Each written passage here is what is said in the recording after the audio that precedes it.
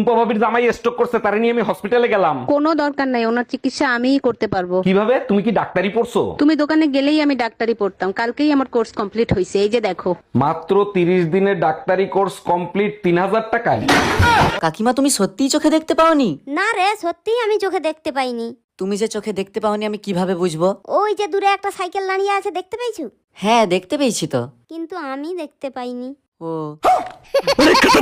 আসসালামু আলাইকুম আম্মাজান, শ্বশুর আব্বা কি আছে? থাকলে তার কাছে একটু দেন তো। ওয়ালাইকুম আসসালাম জামাই, তোমার শ্বশুর তো বাজারে গেছে, জরুরি কিছু দরকার হলে আমাকে বলতে পারো। বিয়ের সময় 50 ইঞ্চি টিভি দেওয়ার কথা ছিল, আপনারা টিভি দেন নাই কেন? আরে জামাই, দুইটা টিভি দিয়ে কি করবা? আমার মেয়ের আল্ট্রাসাউন্ড করে দেখো, ওর ভিতর টিভি আছে। তুই কয়টা রুটি খাবি? 4টা। তুই 4টা রুটি খাইতে পারবি তো? তাইলে 3টা বানাও। 3টা রুটি তুই খাবি, নষ্ট করবি না তো? আচ্ছা তাইলে একটা বানাও। তোর একটা রুটির জন্য আমি আটা করতে পারবো না, রাতে খাই যা।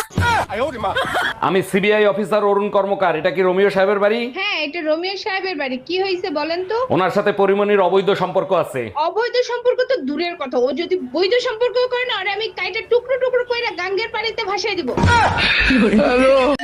এই এত রাতে তোমারে কে ফোন দেয়? কারেন্ট মিস্ত্রি বাবুলাল ফোন দিচ্ছে। তোমার চেহারা দেখলেই বলে দিতে পারি বাবুলাল ফোন দিছে নাকি বেবিলাল ফোন দিছে। লাউডে দিয়ে ফোন রিসিভ করো। Hello, happy birthday Shaon baby. কিরে কালি, কেমন আছিস? দেখ, কালি বলে ডাকলে সোজা ব্লক করে দিব। আচ্ছা, ব্লক করে দিলে ফর্সা হয়ে যাবি। আরে গাধা, ফর্সা তো ফিল্টারে হব।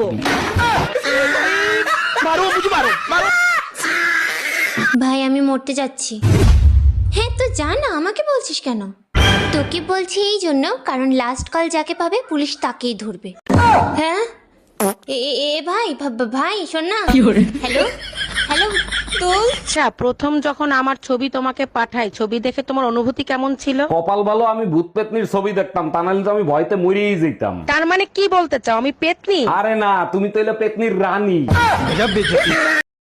আমি যদি নতুন জামা কাপড় পরি, আমার আশেপাশের হতিনেরা এরম করে থাই। নতুন জামা কাপড় পরা পছন্দ করে না, হিংসা করে আমারে।